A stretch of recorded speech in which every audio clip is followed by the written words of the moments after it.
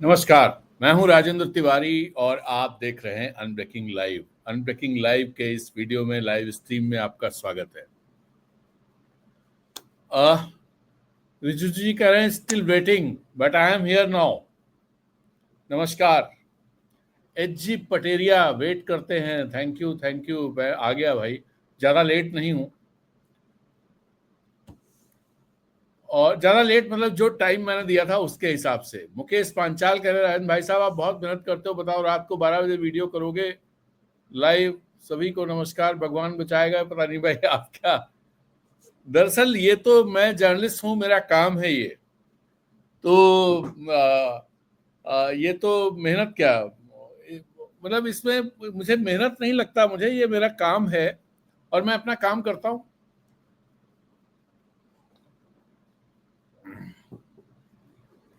और बहुत सारे मित्र जुड़ रहे हैं आज। दरअसल बहुत इंपॉर्टेंट बात, एक सवाल ये है कि हम सही सवाल क्यों नहीं पूछते। आजकल एक सवाल बहुत ज्यादा चल रहा है, राहुल गांधी कहाँ है। मैं भी तलाश रहा था कि राहुल गांधी कहाँ है और राहुल गांधी कब लौट रहे हैं। पंकज वर्मा जी नमस्कार। सत्यम श्रीवास्तव, अरे वाह, सही टाइम पर हम मोबाइल चलाना शुरू किए, thank you. Salim Rangooni, God bless you, thank you. Lakshman Gangwar, hello sir, आप सही में बहुत मेहनत करते हो, long live and bless, thank you. When will Rahul join Bihar, यही यही जो सवाल है ये बार बार आता है और इसी के चलते मुझे ये लगा बहुत सारी ऐसी घटनाएं देश में हो रही हैं और उन घटनाओं के मद्देनजर दरअसल जब आप देखना शुरू करें तो जो सही सवाल है वो सवाल ये है कि भारतीय जनता पार्टी कहाँ है। सवाल ये नहीं राहुल गांधी कहाँ है, सबको पता है राहुल गांधी कहाँ है। राहुल गांधी सवाल पूछ रहे हैं, राहुल गांधी सवाल खड़े कर रहे हैं, राहुल गांधी लोगों के साथ दिखाई दे रहे हैं, लेकिन भारतीय जनता पार्टी कहाँ है, सवाल बड़ा ये है। बात ये है कि 3 घटनाएं जबरदस्त हुई और 3 घटनाएं, वो एक तो हरिओम वाल्मीकि जो रायबरेली ऊंचाहार में जिनकी लिंचिंग हुई, दलित समुदाय से आते हैं। हमारे चीफ जस्टिस जिन पर जूता फेंका गया जो दलित समुदाय से आते हैं। और एक सीनियर आईपीएस अफसर वाई पूरण कुमार, उनको आत्महत्या कर लेनी पड़ी क्योंकि उनका इतना उत्पीड़न, इतनी प्रताड़ना, इतनी तरह से वो की गई। उनकी जो 8 पेज का जो नोट है उस नोट से बहुत सारी चीजें सामने आई। अब इन सब में हुआ क्या, और जो मैं कह रहा हूं कि सही सवाल पूछना चाहिए। बीजेपी कहां है? बीजेपी सत्ता में है सब जगह, उत्तर प्रदेश में, दिल्ली में, दिल्ली राज्य में, हरियाणा में। प्रधानमंत्री ने एक ट्वीट किया शाम को 8:30 बजे, सुबह 11 बजे की घटना है, शाम को 8:30 बजे ट्वीट किया प्रधानमंत्री ने। और उसमें क्या लिखा है उस पर कई बार बात हो चुकी। गृह मंत्री पुलिस के बॉस हैं और पुलिस ने उस आदमी को जिसने जूता फेंकने की कोशिश की, उस आदमी को पकड़ के पूछताछ की। साथ में भारतीय जनता पार्टी का एक प्रवक्ता गया और वो उसको छोड़ दिया गया, जूता भी उनका वापस कर दिया, ठीक है। गृह मंत्री ने, जेपी नड्डा ने, किसी भी, रेखा गुप्ता ने, किसी ने भी, एक आदमी ने सिर्फ उस पर, प्रधानमंत्री ने जब ट्वीट किया तो उसको उस पर कमेंट किया और रिट्वीट किया, वो है हिमंता बिस्वा शर्मा। और हिमंता बिस्वा शर्मा के बारे में आपको, वो ओरिजिनल भाजपाई नहीं है, ही इज बेसिकली कांग्रेसमैन। भले ऊपर से जो भी दिखा रहे हो, बहुत ही कम्युनल पॉलिटिक्स कर रहे हो, बेसिकली ही इज अ कांग्रेसी। किसी भाजपाई ने, न मोहन यादव, न वो भजनलाल शर्मा, न मांझी, न किसी ने भी, इतने चीफ मिनिस्टर्स हैं, न योगी, न धामी, न देवेंद्र फडणवीस, ढेर सारे चीफ मिनिस्टर्स हैं ना, न गुजरात वाले, जो उनका नाम ही नहीं याद रहता क्योंकि वहां तो 2 ही नेता हैं बस, पटेल साहब है शायद कोई।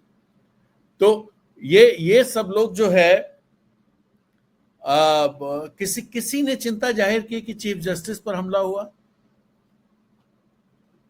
क्या पार्टी के अध्यक्षों ने, भारतीय जनता पार्टी के अध्यक्ष ने चिंता जाहिर की कि चीफ जस्टिस पर हमला हुआ?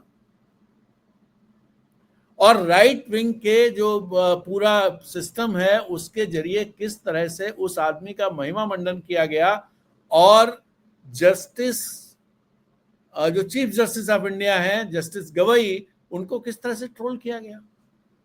क्या उस पर होम मिनिस्ट्री ने कोई एक्शन लिया? कोई एक्शन लिया क्या? नहीं लिया। क्यों भाई?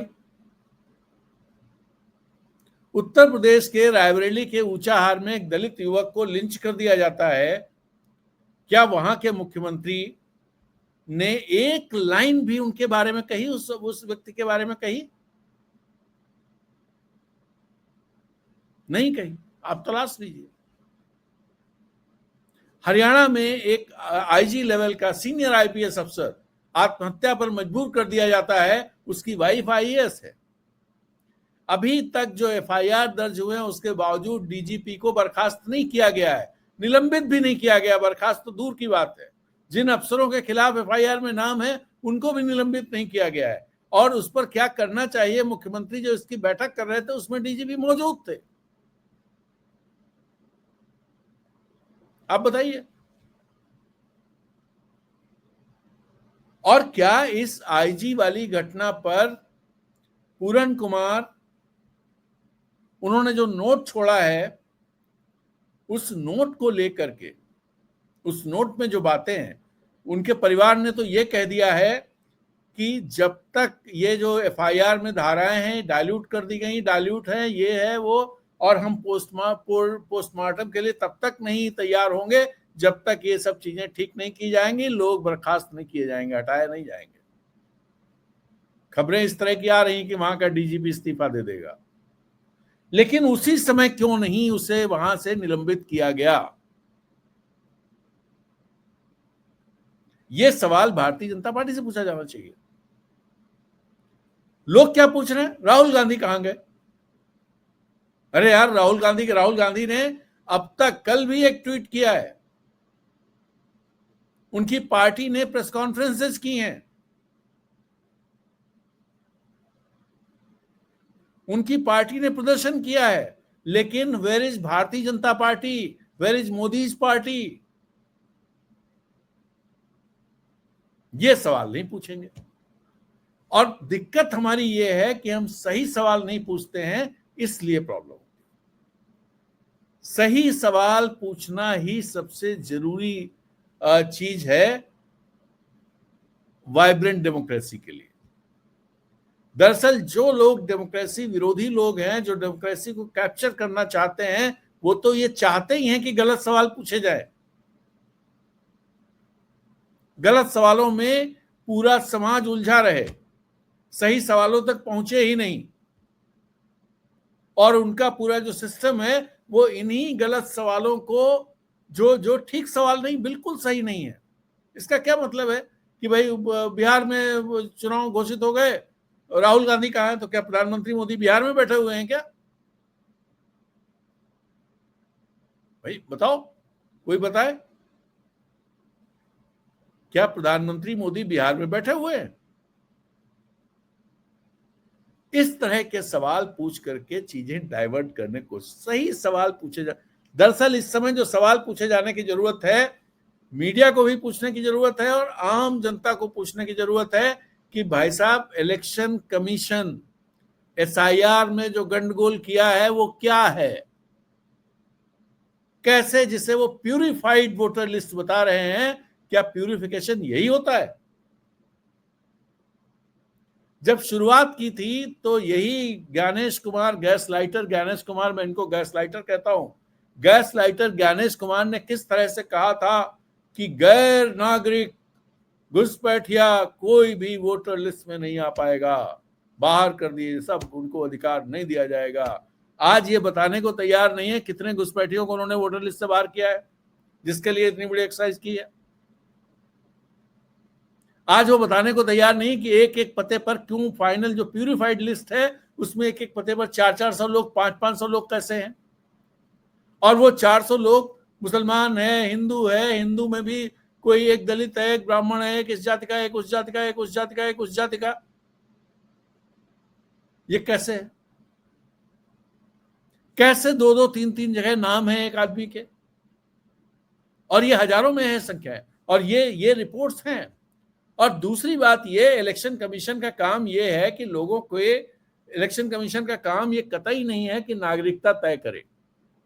इलेक्शन कमीशन का काम है कि जो देश के नागरिक हैं, जो वोटर्स हैं, जो वोटिंग एज हासिल कर लिए हैं, ये सुनिश्चित करे कि उनको वोटिंग अधिकार मिल जाए। ये चुनाव आयोग का काम है। उस राज्य में जहां पर adult population government of India के आंकड़ों के मुताबिक 8 करोड़ से ज्यादा है, वहां पर वोटर्स की संख्या 60 करोड़ 42 लाख है। हाउ? अगर इतने लोग वोटर लिस्ट से बाहर हैं तो ये किसकी जिम्मेदारी है? क्या ऐसी लिस्ट को प्यूरिफाइड लिस्ट कहा जाएगा? इस तरह की चीजें। और ये सवाल दरअसल किसको पूछना चाहिए? ये सवाल मेन स्ट्रीम मीडिया को पूछना चाहिए, ये सवाल अखबारों को पूछना चाहिए, ये सवाल चैनलों को पूछना चाहिए, ये सवाल पत्रकारों को पूछना चाहिए। हालांकि पत्रकार लोग तो चीफ इलेक्शन कमिश्नर से पूछने लगे हैं, और दरअसल वो पूछने लगे 17 अगस्त को बहुत सारे पत्रकारों ने सवाल पूछ दिए, उसके चलते बहुत सारी चीजें एक्सपोज हो गई। भले ही उन्होंने जवाब नहीं दिए, लेकिन वो सवाल ही पर्याप्त थे चीफ इलेक्शन कमिश्नर को एक्सपोज करने के लिए। और ऐसे ही जो पिछली बिहार वाली प्रेस कॉन्फ्रेंस हुई, जो पटना में हुई थी, और फिर बिहार चुनाव की घोषणा वाली प्रेस कॉन्फ्रेंस हुई, दोनों में जो सवाल पूछे गए, जिनके जवाब गैस लाइटर ज्ञानेश कुमार ने नहीं दिए, वो वही सवाल दरअसल अपने में बड़े जवाब बन गए। और जिसके चलते अगर जो चीजें सामने आई हैं, अगर उनकी बात करें, मैंने कुछ पॉइंट्स निकाले थे। वो पॉइंट्स ये निकाले थे,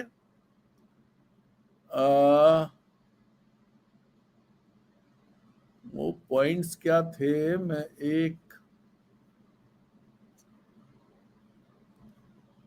वो पॉइंट्स थे, एक मिनट में देखता हूं, अगर मुझे मिल जाते हैं तो मैं आपके सामने रखता हूं। नहीं, वो नहीं मिल रहा मुझे।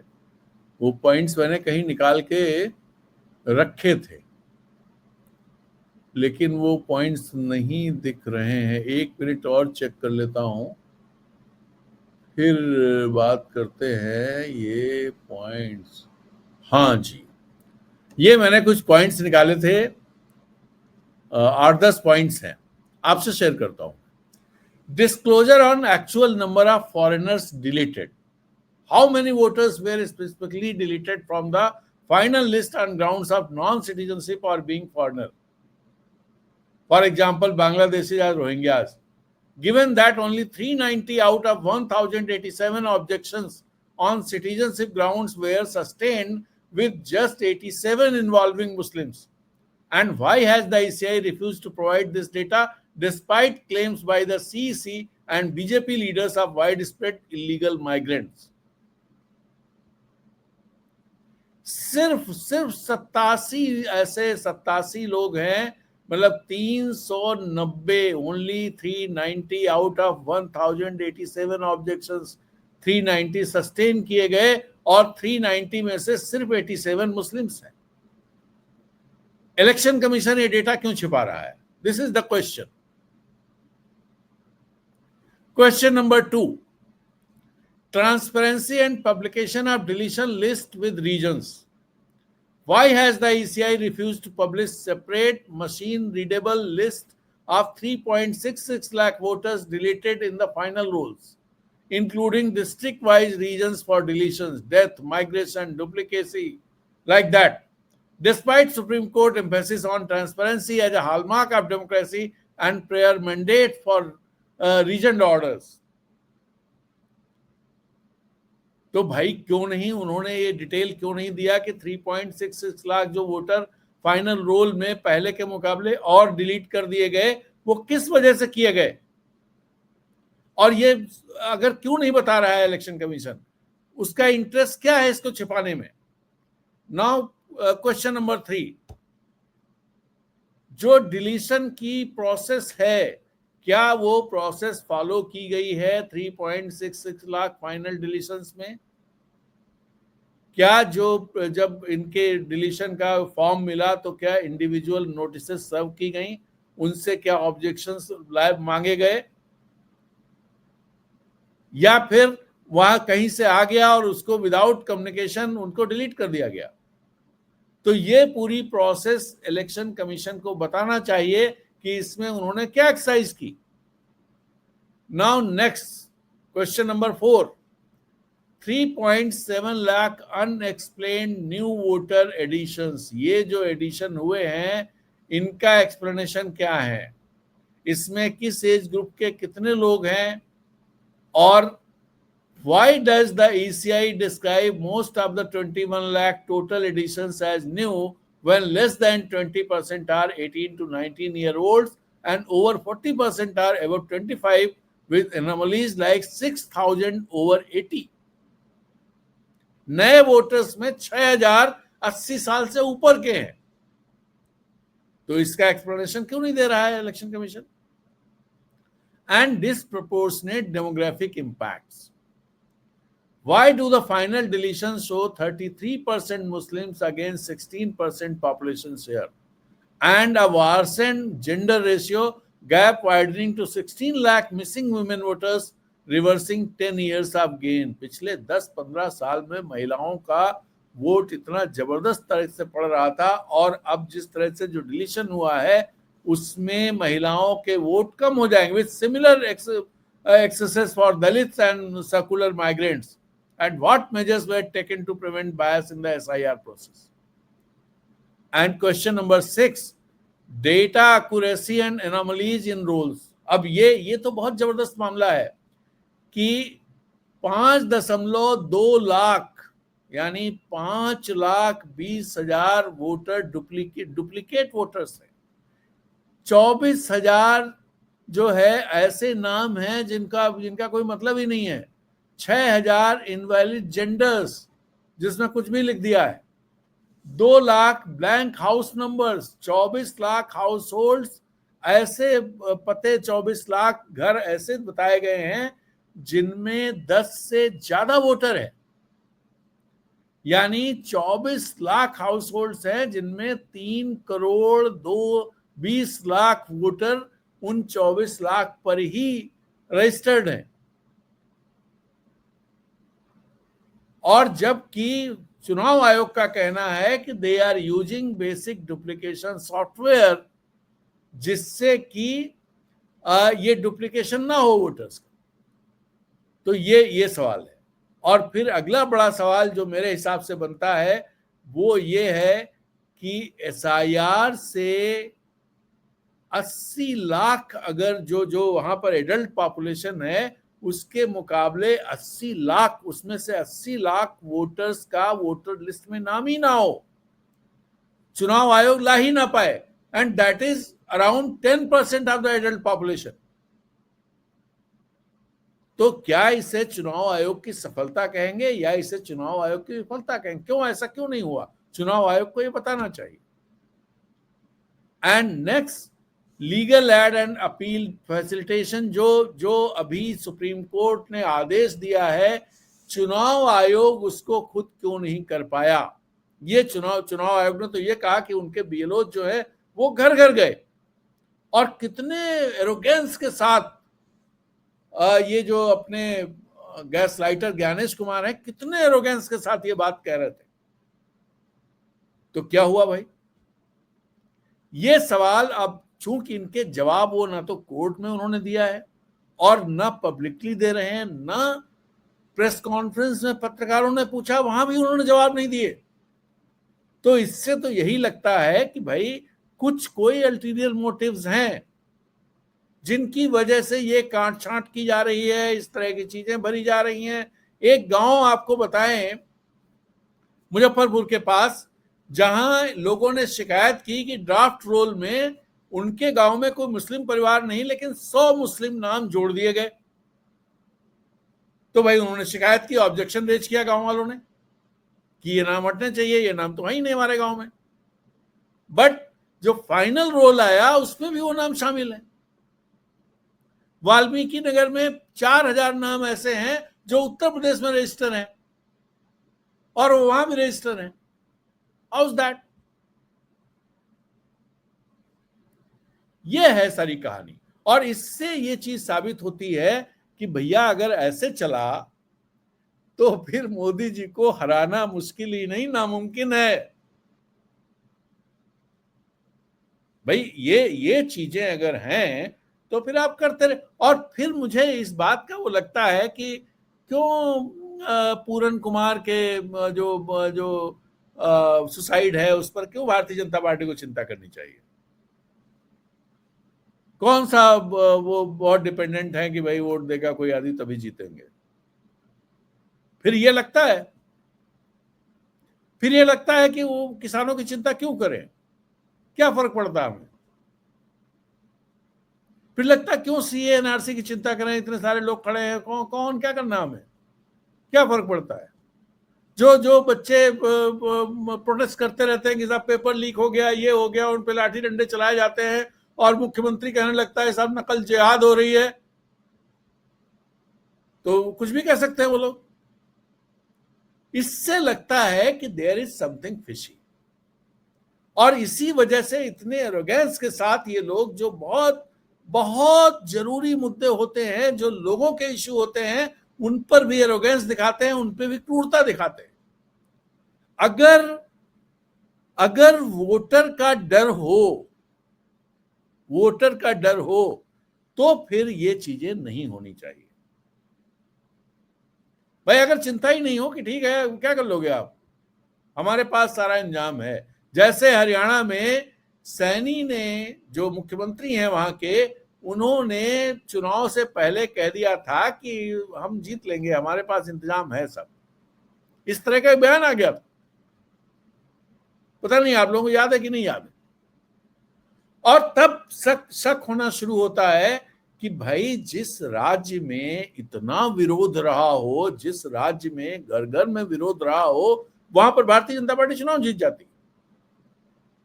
ठीक है, वो अखबारों में और सब जगह ये कर दिया कि आरएसएस वाले पहुंच गए और ये हो गया और वो हो गया, और कांग्रेस में फूट थी और शैलजा ने ये कर दिया, हुड्डा ने वो कर दिया, शैलजा यहाँ नहीं गई, हुड्डा वहां नहीं गए, और एक और जो क्या नाम है, वो नाम भूल जाता हूँ उनका, महासचिव है, वो ये नहीं किया और इस वजह से हार गए। लेकिन मुझे तो ये लग रहा है कि भाई सीधी सी बात कि जब पूरा माहौल पहलवान खिलाफ, किसान खिलाफ, दलित खिलाफ, पिछड़े खिलाफ, मुसलमान खिलाफ, जाट खिलाफ,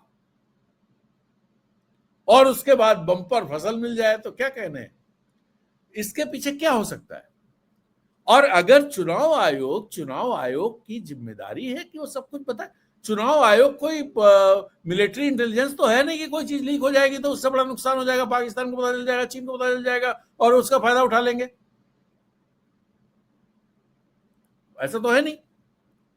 वो तो ट्रांसपेरेंसी उनको रखनी ही चाहिए। एक आदमी भी ऑब्जेक्शन करे तो चुनाव आयोग की जिम्मेदारी है उसके ऑब्जेक्शन को वो टेकअप करे, उसे क्लियर करे, उसको कन्विंस करे, बताए सच क्या है। अगर वो उसकी बात सही है तो उसे एक्सेप्ट करे और अपने पे करेक्शन करे। यही एक तरीका होना चाहिए, यही तरीका है। ये तरीका थोड़ी है कि विपक्ष के नेता को आप नाम लेकर के कहे कि वो 7 दिन के अंदर अगर एफिडेविट नहीं करते हैं तो उनके पास तो देश से माफी मांगना पड़ेगा, तीसरा कोई रास्ता नहीं है। ये गैस लाइटर ज्ञानेश कुमार कह रहे थे। किसके दम पे कह रहे थे?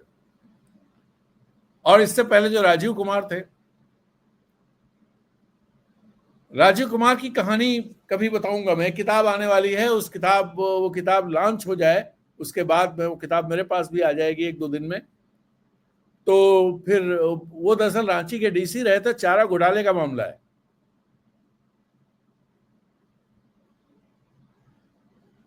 तो बात करेंगे उसके बारे में, बात करें राजीव कुमार की क्या कहानी है, क्या क्या कारस्तानियां हैं, और किस तरह से वो बचे और किस तरह से निकले और किस तरह से कहां पहुंच गए। तो ये चीजें हैं, इसलिए मैं कह रहा हूं कि सही सवाल पूछे जाने जरूरी हैं। अगर हम सही सवाल नहीं पूछेंगे तो इसी तरह से चीजें भटकती रहेंगी। सही सवाल दरअसल आज की तारीख में सबसे बड़ा सवाल है कि दलित उत्पीड़न अगर इतना बढ़ रहा है, भारतीय जनता पार्टी चुप क्यों है। सबसे बड़ा सवाल है कि अगर एक सीनियर आईपीएस अफसर ने आत्महत्या कर ली और अपने नोट में उसने डीजीपी और कुछ अफसरों को इंडिक्ट किया है, उन पर प्रताड़ना का आरोप लगाया है, और ये एक तरह से उसने कहा है कि इन्होंने इतना प्रताड़ित किया कि हम जीवन से हमने सोचा जीवन ही खत्म कर लेते हैं। वो अधिकारी अभी भी सेवा में क्यों बैठे हुए हैं, सर्विस में, उनको निलंबित क्यों नहीं किया गया? उनको निलंबित तो किया ही जा सकता है, वो भी नहीं किया गया। ये सवाल है क्यों नहीं किया गया। क्यों कोई मुख्यमंत्री इस पर बात नहीं करता है? क्यों सीजेआई पर जो हमला हुआ उसको लेकर के, वैसे तो इतनी सारी एफआईआर एक एक चीज पर असम में और गुजरात में और उत्तर प्रदेश में कहां नहीं हो जाती हैं, बिहार में हर जगह ऐसा एफआईआर हो जाती है। तुरंत सावरकर पे बोल दिया तो एफआईआर हो गई। लेकिन चीफ जस्टिस पर जूता चला दिया, उस पर नहीं हुई। उस पर सोशल मीडिया पे जबरदस्त तरीके से उस आदमी का महिमा मंडन किया जा रहा है। और मीडिया को देखिए, मीडिया उस आदमी का इंटरव्यू कर रहा है, जबकि मीडिया को इंटरव्यू करना चाहिए था किसका? मीडिया को एक्स सीजीआई से पूछना चाहिए था इस घटना को कैसे देखते हैं वो, इस लोकतंत्र के लिए, न्यायपालिका के लिए। मान लीजिए सिटिंग जज नहीं बोलते कुछ, तो सीजीआई इतने सारे अभी रिटायर हुए हैं, जस्टिस खन्ना, जस्टिस चंद्रचूड़ तो इतना ज्यादा टॉकटिव हैं। गोगोई साहब राज्यसभा में बैठे हुए हैं, दीपक मिश्रा, और कौन कौन, ढेर सारे लोग हैं, जस्टिस चलमेश्वर। तो इन सबसे बात करनी चाहिए कि भैया इस घटना को कैसे, चलमेश्वर तो वही हैं, गोगोई वही हैं, और चंद्रचूड़ का तो मुझे याद नहीं आ रहा, लेकिन गोगोई और चलमेश्वर और भी एक दो लोग थे जो प्रेस कॉन्फ्रेंस करने निकल आए थे। डेमोक्रेसी खतरे में है, उन लोगों से पूछना चाहिए था भैया डेमोक्रेसी खतरे में है कि नहीं है। चीफ जस्टिस पर जूता चले तो वो भी कोर्ट में, और सरकार उस पर न गृह मंत्रालय कुछ बोले, पुलिस कोई एक्शन नहीं ले, और जो सत्तारूढ़ पार्टी है उसका प्रवक्ता साथ जाकर के थाने में उस आदमी को निकाल के लेके आए। तो सवाल ये पूछे जाने चाहिए, सवाल ये पूछे जाने चाहिए कि जेपी नड्डा ने चिंता क्यों नहीं जाहिर की, रेखा गुप्ता ने चिंता क्यों नहीं जाहिर की, अमित शाह ने चिंता क्यों नहीं जाहिर की, कानून मंत्री ने चिंता क्यों नहीं जाहिर की। सवाल ये पूछे जाने चाहिए। सवाल ये पूछे जाने चाहिए कि योगी आदित्यनाथ, उनके उनके राज्य में एक दलित की लिंचिंग हो जाती है, वो उस पर बोलते क्यों नहीं है? वो 60-80 और 20-80 सब करते रहते हैं, उल्टा सीधा करते रहते हैं, उसमें किसी को सीधा करेंगे उल्टा लटका के? उनका बुलडोजर कहां चला गया? सवाल ये पूछा जाना चाहिए, लेकिन ये सवाल नहीं पूछे जा रहे हैं। सवाल क्या पूछा जा रहा है कि राहुल गांधी कहां है, राहुल गांधी कहां है, राहुल गांधी कहां है। ये सबसे राष्ट्रीय चिंता सबकी यही है कि राहुल गांधी कहां है।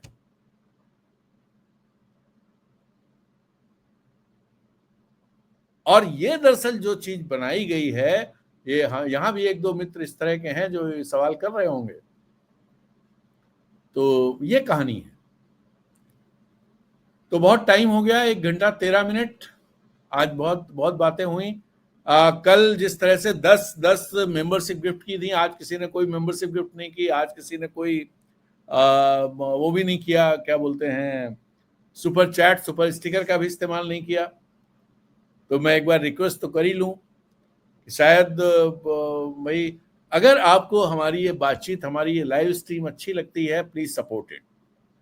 और आप सपोर्ट कर सकते हैं, एक तो super chat, super sticker, super thanks भेज करके, मेंबरशिप गिफ्ट करके। जब आप मेंबरशिप गिफ्ट करते हैं तो एक कम्युनिटी, जो मैं कह रहा था कम्युनिटी बनाने की तरफ, हम एक कम्युनिटी के तौर पर आप मान लीजिए 10 मेंबरशिप करते हैं, 20 करते हैं, 5 करते हैं, 50 करते हैं, तो उतने लोगों को जो जो लोग यहाँ पर इस समय हमारे साथ जुड़े होते हैं, उनमें से जितनी मेंबरशिप आप गिफ्ट करेंगे, यूट्यूब रैंडमली उनके बीच में उसे डिस्ट्रीब्यूट कर देता है। ऐसे वो कम्युनिटी बढ़नी शुरू हो जाती, नेक्स्ट टाइम वो रिन्यू कर लेता है वो आदमी। तो एक कम्युनिटी बनती है जिसमें फिर, और मेरा प्लान ये है कि अगर वो कम्युनिटी 500 लोगों की हो जाए, मतलब 300 to 500, तो फिर डेडिकेटेड जो ये लाइव स्ट्रीम है, ये लाइव स्ट्रीम पहले मेंबर्स के लिए ही करेंगे एंड फिर एक टाइम के बाद उसे पब्लिक के लिए, मतलब जनरल सब्सक्राइबर्स के लिए ओपन करेंगे। और उसमें जो मेंबर्स हैं उनका लाइव पार्टिसिपेशन भी इंश्योर करने की कोशिश मेरे दिमाग में तो है। लेट्स सी कितना कर पाते हैं, कितना नहीं कर पाते हैं। विजय त्रिपाठी कह रहे हैं Ajay versus Ajay Bisht, CM of UP, he is killing everyone, never call him Yogi, he has lots of cases against him. Rohit Bedi, सरकार दिल्ली से खट्टर चला रहे हैं, सीएम साहिब की कोई नहीं सुनता। अरे तो खट्टर साहब ही उनको निलंबित करा देते। रूढ़िवादियों, उदारवादियों को पता नहीं कि भारत के मुख्य न्यायाधीश कौन है, नहीं जानते। उनकी हर बात को आधार बनाया जाता है। सीजीआई के पद पर प्रतिष्ठा होने के पहले ही वो शपथ समारोह से होकर गुजरते हैं। नहीं, ये तो आप सही कह रहे हैं। एक बात और है, अगर सीजीआई, अभी कल परसों की बात है, सीजीआई ने जो जस्टिस विनोद चंद्रन, उनके साथ एक बेंच में सुनवाई कर रहे थे, उसमें उन्होंने सुनवाई के दौरान एक बात कही कि भाई जस्टिस विनोद चंद्रन जो उनके साथ थे, उन्होंने कोई बात उनसे कही और वो कहना चाहते थे यहाँ पर, तो जस्टिस गवई ने ये सुझाव दिया कि ये मेरे ही कान में कहो, पब्लिकली मत कहो, पता नहीं सोशल मीडिया किस तरह से इसको रिएक्ट करेगा। यानी अगर हमारे देश के टॉप जजेज, जिन पर जिम्मेदारी है कि वो संविधान की रक्षा करेंगे, संविधान के कस्टोडियन है, जिन पर जिम्मेदारी है ये इंश्योर करने की कि संविधान प्रदत्त जो अधिकार नागरिकों के हैं वो अक्षुण्ण रहें, वो अगर अपने अधिकार ही नहीं इस्तेमाल कर पा रहे हैं डर के मारे, उनको ये लग रहा है कि सोशल मीडिया पता नहीं क्या क्या कह देगा, क्या कर देगा, इसलिए पब्लिकली मत बोलो,